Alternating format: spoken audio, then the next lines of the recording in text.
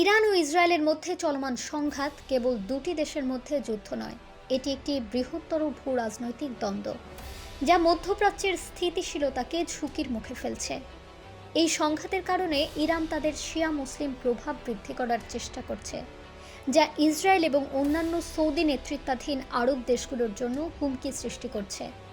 অন্যদিকে ইসরায়েল তাদের অস্তিত্ব রক্ষার জন্য প্রতিনিয়ত প্রস্তুত হচ্ছে এবং আধুনিক সামরিক প্রযুক্তি এবং কৌশলগত শক্তি বাড়াতে সক্ষম হচ্ছে। যেমন ইসরায়েলের বিমান বাহিনী, বিশেষ করে ড্রোন এবং সাইবার যুদ্ধ কৌশলগুলো আন্তর্জাতিক স্তরে ইরানের বিরুদ্ধে তাদের প্রতিরোধকে আরও কার্যকরী করে তুলছে। এই পরিস্থিতির মধ্যে মধ্যপ্রাচ্যের অন্যান্য দেশও নিজেদের নিরাপত্তা কৌশল পরিবর্তন করতে বাধ্য হচ্ছে। সৌদি আরব, বাহরাইন, জর্ডান এবং সংযুক্ত আরব আমিরাতের মতো কিছু আরব দেশ ইসরায়েলের সঙ্গে সম্পর্ক স্থাপন করছে।